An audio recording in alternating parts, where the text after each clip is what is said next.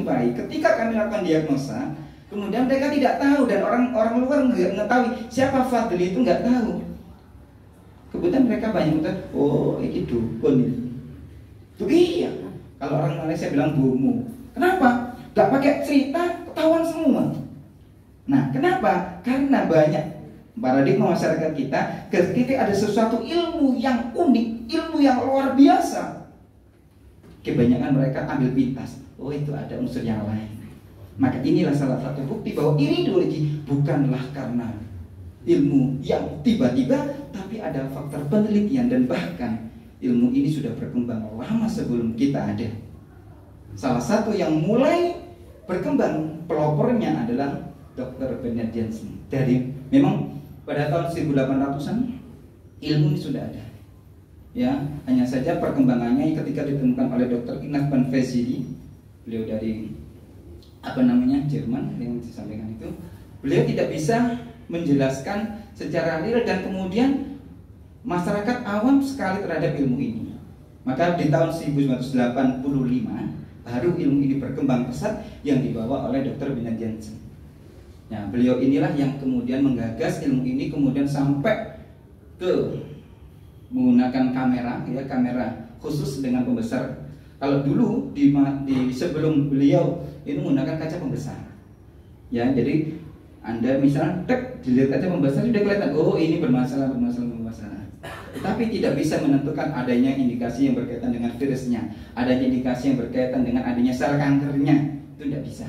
Maka dengan penemu oleh Dr. Ignaz Dr. Bernard Jensen tadi, akhirnya kita betul-betul bisa tahu dan lebih mudah. Karena apa? Dari beliau ini ditemukan atau dibuatkan rumus namanya Chart Bernard Jensen. Oke, next, lanjut. Ini adalah satu istilah-istilah atau yang mereka sampaikan hasil temuan iridologi sama dengan informasi data-data pasien hasil laboratorium medis dan ini Dr. James Julian dari California. Jadi ilmu iridologi. Next. Kemudian dikatakan juga berikutnya oleh Dr. Paulus John, naturopat dari Singapura adalah daripada menunggu tes darah atau scan, Anda bisa memberitahu pasien bahwa dia punya masalah ini itu dengan menggunakan iridologi sebagai sarana diagnosis. Ini adalah cara diagnosis tercepat, ini pendapat dari Dr. Paulus John. Kemudian dari Dr. David J. Pesek, ini salah satu guru saya, sampai sekarang beliau masih aktif. Kebetulan kami masuk komunitas 200. Jadi pakar iridologi sedunia itu tidak lebih dari 200. Ya, sedunia. Nah, kebetulan beliau ini yang mentor saya sampai sekarang dan ini yang masih sering komunikasi adalah Dr. David J. Pesek. Beliau mengatakan iris dan bagian putih mata tidak hanya menunjukkan kondisi fisik seorang, tapi juga menunjukkan kondisi kejiwaannya. Nah, ini tadi yang saya sampaikan, kejiwaan, ya, kejiwaan, bukan sakit jiwa. Yang lanjut, Seth. Nah, disinilah bagaimana cara kerja untuk menentukan satu gangguan. Nah, di dalam iris mata secara penelitian ada 28.000 serabut saraf yang menghubungkan ke nervus opticus ketika kita masih dalam embrio. Artinya segala sesuatu yang sudah ada akan terbentuk gangguan organ kita sudah tertanam atau sudah terbentuk di dalam organ kita melalui iris kita. Dan di sini adalah skema atau chart Bernard Jensen yang bisa kita pelajari. Next, lanjut, sir. Nah, kembali lagi. Nah, contoh di dalam iris mata ada kanan dan kiri, sebelah kanan dan sebelah kiri. Maka contoh nanti ketika di foto ternyata Anda lihat teman Anda jam 6 misal. Jadi dalam iris mata itu ada 12 jam, jam 1, jam 2, jam 3, jam 4 sampai jam 12. Jangan sampai Anda di sini, yang ada di sini teman-teman SSG ada yang jam 12. Apa jam 12? Bukan, apa? Semangat hidup. Semangat hidup itu artinya seseorang yang memiliki gangguan kejiwaan yang sudah tidak ada semangat hidup. Nah, gitu ya. Ya, tidak ada ambisi, tidak ada dia kayak orang trauma. Bahkan mereka yang pernah mencoba untuk mengakhiri hidup, rata-rata mereka akan terbentuk di sini. Nah, ini bagi Mas Izar bisa melihat lewat sini bagi mereka yang gampang kesurupan. Ya. Jadi ini salah satu penemuan saya ketika saya disertasikan, saya laporkan ke komunitas. Salah satu penemuan yang ini bukan temuan saya, hampir kebetulan saya juga ngerup ya gitu ya. Ternyata 99%, saya katakan 90%, gak ada yang 100. Rata-rata mereka ada gangguan yang disebabkan karena faktor X. Jam 12 itu ada tandanya. Nah, nanti Mas Hijab bisa hubungi saya. Caranya bacanya gimana ya? Jadi orang yang kesurupan, orang yang gampang kemasukan itu bisa muncul di zona jam 12. Bisa jam setengah 1, bisa jam setengah. Maka ketika ada gangguan ini, bukan kemudian dikasih obat. Pendekatannya dengan diru'yah, salah satunya diru'yah. Oke, next lanjut. Nah, ini adalah keakuratan iridologi ya. Gangguan sistem pencernaan. Ini meliputi yang berkaitan dengan 90,20% untuk gangguan pencernaan. Ada yang pernah di sini sakit perut? Banyak. Ya. Biasanya kalau kita gangguan perut, kita ke puskesmas, ke hospital, ke rumah sakit, apa yang dicakap biasanya? Mah, betul. Pertanyaannya, apakah benar mah? Belum tentu. Bukan kami menjelekkan, tidak, karena secara umum gangguan perut ya dibilang mah atau gastritis atau kelebihan asam lambung. Padahal di dalam sistem pencernaan kita ini luar biasa. Banyak sekali faktor-faktor penyakit yang disebabkan karena perut. Bisa karena memang mah atau gastritis. Bisa karena over body acid. Over body acid itu kelebihan gas asam yang kemudian berdampak ke lambung tapi efeknya ke seluruh tubuh. Ada yang pernah ketika masuk angin kembung gak enak, badannya sakit semua? Ada kan? Itu namanya over body acid. Bagaimana cari cirinya? Nanti ya. Jadi ini 90,20% sistem hormonal. Nah, ini biasanya untuk mengetahui mereka yang ada gangguan berkaitan dengan hormon. Rumah tangga, mohon maaf, sudah lama belum dikaruniai anak, belum kasih Allah dzurriyyah, bisa kita bantu. Tapi kalau untuk ini harus dua-duanya, laki-laki dan perempuan. Ya, kalau berkaitan dengan sistem hormonal. Kemudian sistem tulang, otot dan sendi. Ya, ini 72,20% untuk keakuratannya. Banyak orang, aku cek kolesterol, cek asam urat, bangun tidur sakit semua, tapi semuanya normal. Ada seperti itu? Banyak. Ini biasanya mereka yang sudah 40 tahun ke atas. Nah, kita bisa menentukan kenapa. Bukan hanya faktor kolesterolnya, bisa jadi faktor-faktor yang lain. Oke, next lanjut. Oke, next lanjut. Dengan ilmu iridologi, setelah kita tahu keakuratannya, maka kita satu bisa mengetahui adanya peradangan inflammation. Adanya peradangan artinya adanya indikasi luka, adanya virus. Oh, ternyata ada kaitan dengan bakteri yang disebabkan adanya peradangan inflammation di perutnya yang menyebabkan ke bakteri salmonella atau tipes. Pernah dengar kayak gitu? Nah, itu biasanya disebabkan karena ini. Bisa juga terjadi penimbunan toksin dalam jaringan. Nah, ini yang banyak kasus. Pernah dengar orang diabetes mellitus atau kencing manis? Orang yang kena diabetes mellitus biasanya ketika sudah didiagnosa menunjukkan kadar gulanya sudah melebihi batas, apa yang dianjurkan oleh medis? Pasti disuruh minum obat. Dan kalau udah minum obat medis, obat gula, secara tidak langsung pasti seumur hidup. Kapan berhentinya? Tidak bisa, harus seumur hidup. Padahal belum tentu. Kadar gula tinggi karena kerusakan pankreas, bisa juga karena terjadinya toksin dalam jaringan pankreas. Nah, ini bisa menentukan itu, mengetahui penyebabnya dari mana. Bahkan ketika perempuan bisa kita mengetahui bendungan kelenjar cognition. Ini yang biasanya perempuan, kenapa saya cakap? Karena resiko perempuan lebih tinggi daripada laki-laki. Pembentukan kelenjar cognition ini adalah pembentukan gejala cikal bakal sel yang bisa menyebabkan ke miom, istilah tumor bakal cervix. Ya, kenapa perempuan lebih tinggi? Karena sistem hormonnya kan ada batas tertentu, terutama 50 tahun ke atas. Oke, next lanjut Sat. Dari tiga ini kita kemudian mengetahui di mana posisinya, tingkat keparahannya, dan dari mana penyebab satu gangguan tersebut. Oke, next lanjut. Nah, ini adalah contoh irisnya. Ya, yang kita lihat di sini adalah contoh strong constitution atau imun yang kuat.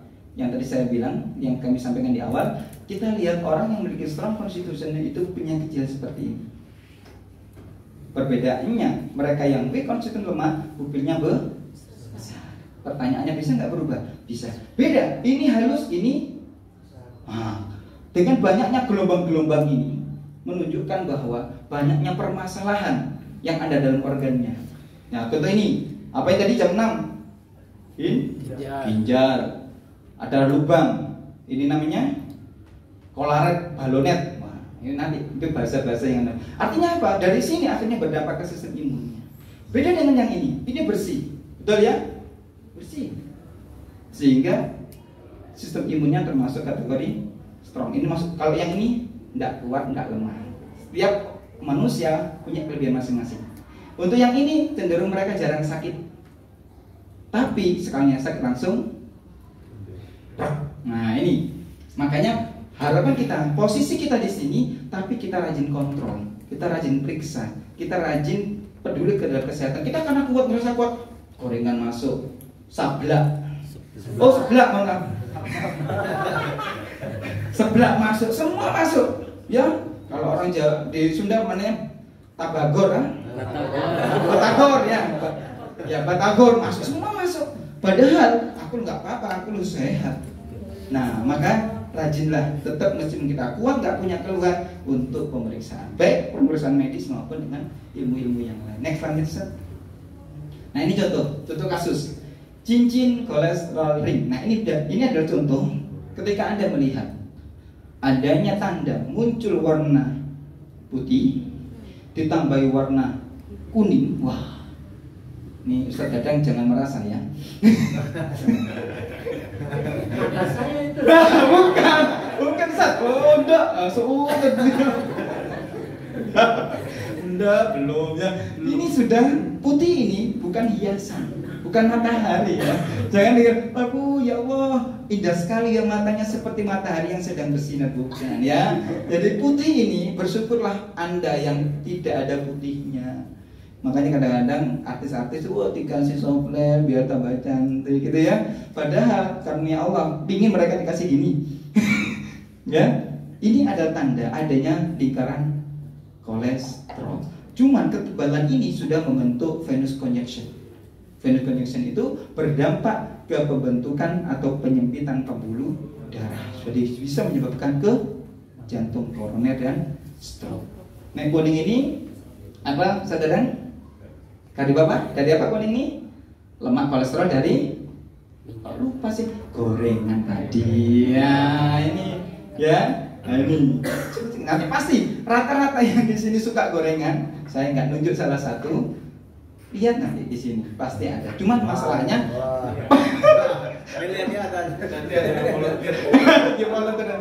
tapi jangan dilihat. Mending kita tahu, sehingga kita mau ternyata karena di sini posisi di mana? Di sini kalau ada warna kuning di atas, untuk kayak gini, ini berarti resiko penyempitan pembuluh darah terjadi ke otak. Kalau di sini terjadi indikasi awal penyempitan pembuluh darah karena lemak yang bisa berpengaruh ke zona ring jantung atau jaringan koroner. Jadi seperti itu. Posisi di sini berarti ada resiko yang nanti bisa menyebabkan ke arteriosklerosis atau pengapuran lutut atau sendi tulang. Nah, bermanfaat sekali di sini. Nah, yang kemudian ini biasanya kaum Hawa. Ada bukan sama-sama putih, tapi kok ini putihnya tipis. Nah, ini bukan kolesterol, tapi namanya anemia and extremities atau sirkulasi darah dan oksigen ke tangan kaki enggak lancar. Ini biasanya yang laki-laki kalau Jumatan terlalu lama, ketika habis komat, ada yang pernah? Gak usah ngacung ya. Ada ya? Nah itu berarti ada curiga ini. Biasanya faktor utamanya adalah salah satu yang paling mudah adalah exercise, olahraga yang kurang bukan karena faktor makanan, olahraga yang kurang maksimal. Nah, olahraga ini yang harus kita tingkatkan. Next lagi Ustaz. Nah ini contoh. Setelah mereka kita lakukan pemeriksaan, kemudian dari mereka ternyata tergugah hatinya untuk berkomitmen. Ingat yang kami sampaikan di awal, hidup sehat jangan menunggu sakit, tapi jadikan diri kita sehat karena kemampuan dan keinginan diri kita masing-masing untuk berkomitmen menerapkan hidup sehat. Makanya di sini kami selalu menyampaikan kepada calon-calon saudara-saudara kita, kalau saya bilang pasang kepada orang sakit ya, calon-calon saudara kita yang ingin menerapkan hidup sehat, kami siap membantu untuk menjadi mentornya. Supaya apa? Supaya betul-betul dia bisa menjaga dan mendapatkan hasil yang maksimal. Untuk apa? Untuk bisa mengetahui kondisi yang betul-betul prima tadi. Makanya di sini target kita adalah 3 bulan. Itu Ustaz. Jadi setelah kita lakukan foto, ketahuan ya. Ini contoh. Ini zona jam ini.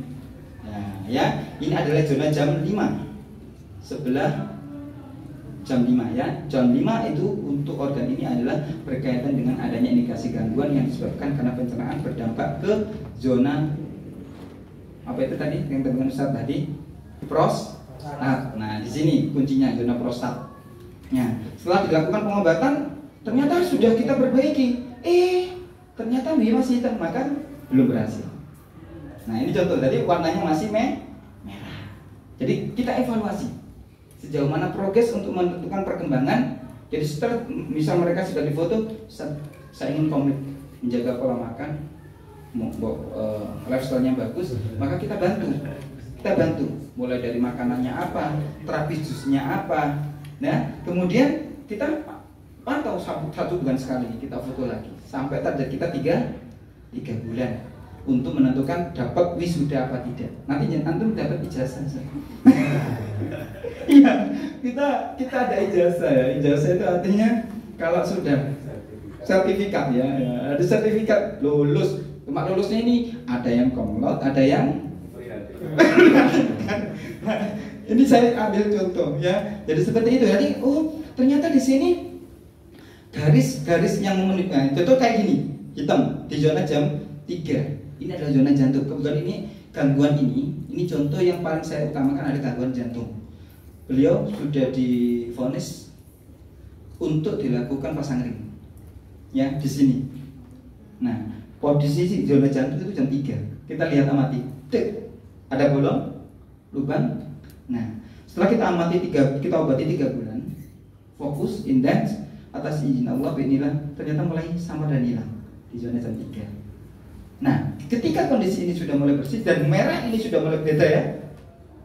Nah, maka disinilah kemudian menunjukkan sistem aorta pembuluh darah jantung yang disebabkan karena adanya penyempitan yang harusnya dilakukan ring, inilah sukses. Ini termasuk komplot untuk organ ini. Tapi yang lain belum.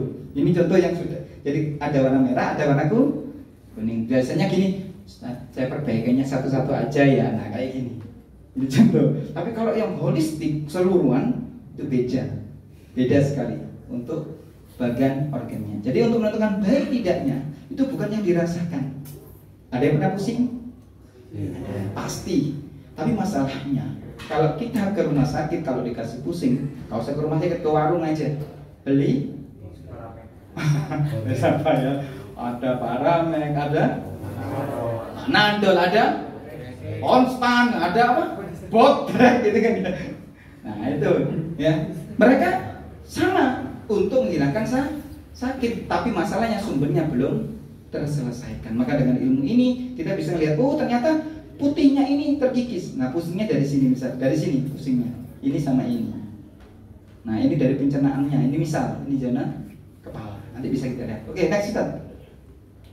Nah, sekarang perbandingan individual option. Oke, lanjut.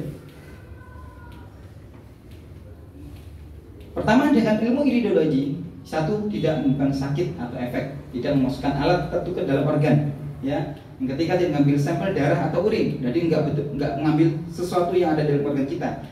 Pasien tidak perlu bercerita. Nah ini uniknya, kalau kita ke rumah sakit biasanya kan ditanya, ibu sakit apa?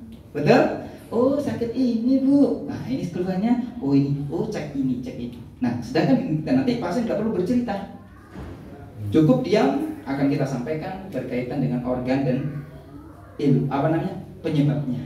Kemudian biayanya lebih murah, bisa kita sampaikan, bisa mendiagnosa gejala awal ini jika bakal penyakit yang akan terjadi, contoh tumor, kanker jantung dan diabetes. Nah, konvensional tentunya kita tahu pasti ada sakit, bahkan ada efek. MRI, tahu MRI ya? CT scan, pap smear, semuanya adalah tindakan diagnosa yang beresiko. Ya, di samping beresiko juga pasti ada dampak. Kenapa? Karena mereka menggunakan alat tertentu untuk dimasukkan ke dalam organ, contoh endoskopi, dimasukkan kayak semacam kamera untuk merekam, dan itu gak langsung masuk. Anda akan dibius total, dibius karena sakit. Nah, ini contoh. Ya, perlu sampel darah. Pasien ditanya keluhannya apa, mahal. Hanya bisa mendiagnosa ketika organ sudah bermasalah, contoh tumor. Sudah sakit baru ketahuan. Oke, next, lanjut set.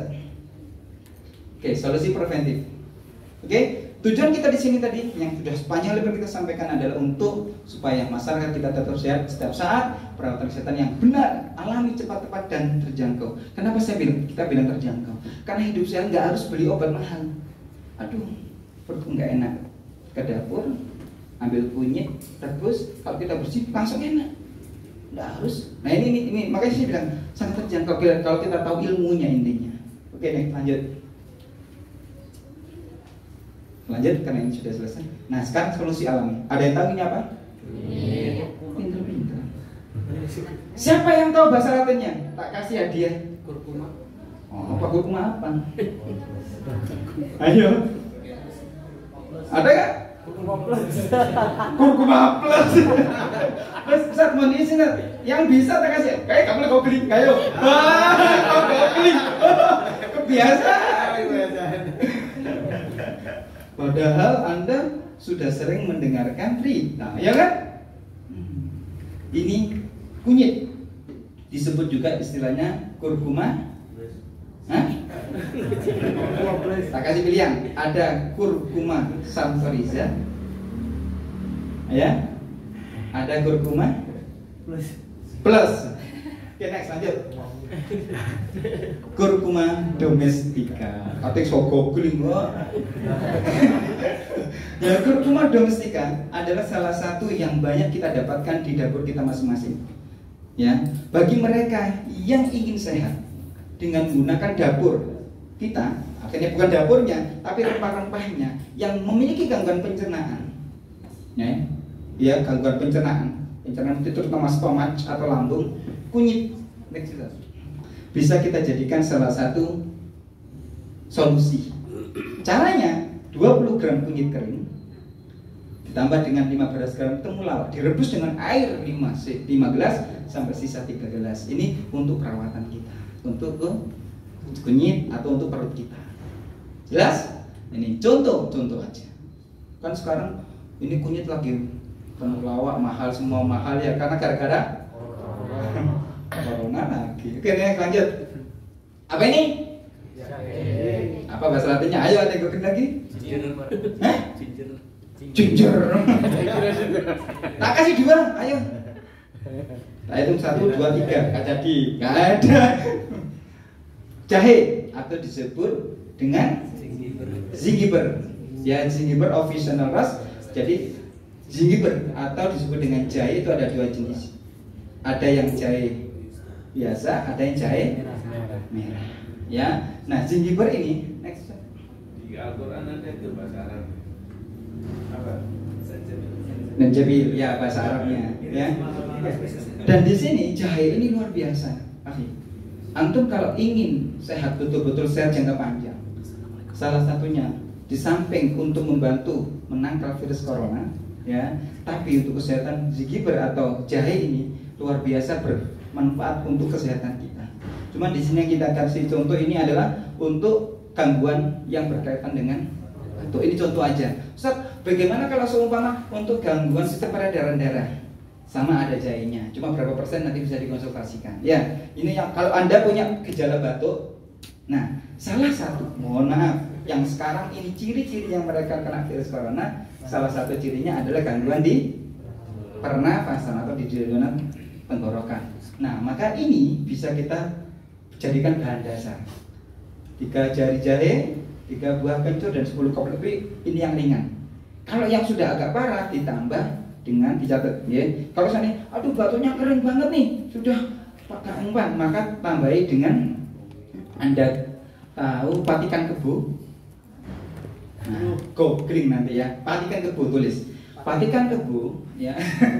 Namanya jelek banget ya. Patikan kebu itu bagi mereka yang punya gangguan pernafasan terutama batuk kering atau batuk licin atau batuk pertusis, batuk 100 hari, itu patikan kebu sangat baik untuk kesembuhan mereka.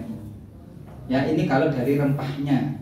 Tapi kalau seandainya jusnya bisa dengan pir, ya, pir, buah pir, ada yang suka pir? Nah, pir, apel sama lidah buaya itu untuk membantu meringankan batuk pilek untuk jusnya, ya. Pir apa? Bukan pir yang di matras, ya. Kalau pir di matras mentul ya, tapi buah pir ya, hati-hati ya. Ada. Next lanjut Ustaz. Lanjut. Oke, nah ini apa? Oh, pinter. Apa bahasanya? Lupa lagi. Hah? Cikur. Bahasa apa itu? Oh, Sunda. Cikur atau kencur ya, atau Camperia galangga bahasa Latinnya. Next lanjut Ustaz. Kencur. Next. Nah ya, Camperia galangga. Ya, galangga ini atau disebut dengan kencur ini juga. Nah ini laki-laki tak kasih contoh. Stamina pria. Wah ya. Yang ngantuk-ngantuk langsung melek ini ya. Kelihatan semangat banget kalau udah kena. Nah, kencur itu mengandung unsur hormon afrodisia. Jadi untuk meningkatkan stamina melalui sistem hormonnya. Makanya kencur tidak hanya untuk laki-laki. Ini jangan, sebenarnya ini saya kurang. Pria, garing, wanita. Karena yang akhwat jadinya lemes ada ini ya. Tapi kencur bisa laki-laki, bisa perempuan. Nah, ini cara bahannya. Jadi jahe merah, gagan dan kencur. Ini untuk yang ringan. Tapi kalau yang sudah agak ada bahan yang lain dengan menggunakan, Anda sudah tahu tongkat tali. Tahu tongkat tali? Disebut dengan pasak bumi. Nah itu ya, atau bisa juga dengan tambahan purwocang. Berapa kadarnya, berapa kurangnya, nanti bisa konsultasi. Next lanjut. Nah ini apa? Temulawak. Apa bahasa Latinnya? Curcuma santoriza. Next lanjut. Ya, Curcuma santoriza. Nah, Curcuma ini salah satu yang sekarang luar biasa, temulawak ini. Bahkan dibilang hampir semua gangguan penyakit, mulai dari kepala, tenggorokan, dada, perut, bawah, temulawak membutuhkan. Apa dibutuhkan? Makanya sebisa mungkin kita selalu sediakan temulawak di samping kita untuk bisa kita formulakan dengan bahan-bahan yang lain yang nantinya berfungsi untuk kesehatan kita. Berapa takarannya bisa nanti dikonsultasikan ya. Oke. Next lanjut set. Ini apa? Lengkuas. Tahu lengkuas ya? Oke, next lanjut. Lanjut. Oke, lanjut set. Lengkuas biasanya kalau di Sunda buat apa? Apa? Sayur asam. Laki-laki pinter bagaimana? Jangan-jangan itu. Ya, kenapa? Kalau masakan ada lengkuasnya, aduh, ya lebih beda, rasanya beda. Makanya di sini kita kasih resep untuk lengkuas atau laos. Nek Jawanya itu laos. Ya, maksudnya tahu lengkuas? Nggak tahu ya? Tahu. Oh, tahu ya. Laos ya, laos ya. Nah ini kita bisa coba ini di foto. Ini penting sekali. Kalau kita buat ini untuk minuman, ini buat teh. Ini tips membuat teh dari bahan baku laos. Ini beneran bukan teh Sunda ya. Teh apa? Teh. Nah, ini masukan buat saya, ayo teh. Nah, gitu ya. saya bingung teh. Oh ya, masukkan teh ya, teh. Jadi ini lengkuas. Kalau biasanya kita kadang-kadang punya gangguan yang berkaitan dengan panu. Ada ngerti panu nggak? Jamur. Kalau orang Jawa bilang panu, kalau di sini kutu air atau jamur. Jadi itu dengan ini digosok. Pernah dengar ya? Ini sangat ampuh sekali. Oke, next lanjut set. Hapur. Ini bawang putih. Wah ini hapur. Ya, bawang putih. Ini boleh dibilang ini cuma ada syaratnya. Kalau udah makan bawang putih nggak boleh masuk masjid. Tapi masalahnya di selain itu khasiatnya luar biasa, terutama bagi mereka yang memiliki gangguan jantung dan kolesterol. Nah, ini tipsnya ya. Kalau bagi mereka punya gangguan jantung, darah tinggi dan kolesterol, yang bisa kita gunakan ini contoh aja. Bisa dikasih bawang putih tunggal. Yang paling bagus adalah yang tunggal. 1 hati nanas. Ingat, nanas bukan semuanya, tapi hatinya, jantungnya. Kalau di Sunda bilang jantungnya, di tengah-tengahnya. Bonggol. Nah, saya diajari sendiri. Bahkan nanti bisa di sini ya, bonggol ya. Bonggol nanas. Nah, itu hati nanas. Nah, antum semua kan biasanya kalau beli bonggolnya dibuang. Padahal manfaat yang paling tinggi kandungannya adalah di bonggolnya. Nah ini jangan itu manfaatnya luar biasa. Hah? Apa? Oke, 5 batang seledri. Nah, kalau yang seledri ini bagi mereka yang ada gangguan darah tinggi, kalau nggak ada darah tinggi nggak pakai ini, ya nggak pakai seledri. Kalau ada darah tingginya bisa tambahkan dengan seledri. Lobak putih, lobak putih. Nah, semangka. Wah enak semangka. Tapi ingat jangan lupa kulitnya ya. Aduh kok kulitnya. Kalau Anda beli semangka ya dibuang kulitnya. Aduh, pingin saya tadi bilang saya kayak gini gara-gara Ustaz Fadli ya beliau. Kenapa biasanya semangka yang dimakan dagingnya, malah sekarang yang dagingnya buat pembantu ya, kulitnya buat majikannya. Iya, benar ya. Jadi kulit semangka yang warna putih itu luar biasa kandungannya untuk membantu mengikis, tidak hanya menurunkan tapi mengikis lemak, kolesterol yang sudah mulai terbentuk. Artinya menempel itu berarti sudah mulai mengeras. Nah, di sini bisa kita bantu dengan kulit semangka. Kalau kebanyakan gimana? Dikeringkan caranya. Ya, caranya dikeringkan. Gimana takarannya? Nanti bisa konsultasi. Ya. Oke, next lanjut. Nah, tuh, kok ada madu? Nah, ini contoh aja. Ini contoh ya. Karena gini, kalau saya di pondok kan nggak mungkin ngerebus gini-gini kan nggak mungkin, betul ya? Sedangkan Anda tidak akan bisa merasakan khasiat sepenuhnya dalam herbal atau dalam tanaman tadi kalau tubuh kita banyak toksin atau toksin racun. Makanya kalau kita betul-betul ingin merasakan khasiat dari rempah-rempah tadi yang kita sampaikan itu bisa cosplong, nek orang Jawa bilang. Cosplong itu langsung terasa, maka tokcer, nah, apa bahasa Sundanya apa? Certok. Bisa tokcer, tertok. Nah, maka satu syaratnya harus dilakukan detoxification, dibersihkan toksinnya. Nah, supaya kan butuh waktu. Nah, makanya di sini kita bantu untuk memudahkan kepada teman-teman semuanya. Salah satunya adalah bentuk madu, tapi di dalamnya ada ekstraknya. Ekstrak itu artinya kandungan utama atau zat aktif yang ada dalam. Jadi gini, misal temulawak, jangan berpikir bahwa temulawak itu semuanya digunakan, loh, enggak ya. Yang hanya dibutuhkan itu kandungan kurkuminnya. Intinya dari kurkumin itu yang dibutuhkan untuk kandungan santoriza atau temulawak. Kan kita nggak mungkin untuk proses itu. Makanya dengan proses ekstraksi membantu mempercepat kandungan itu masuk ke sel tubuh kita. Nah, makanya di dalam salah satu madu ini kita, kenapa saya sampaikan ada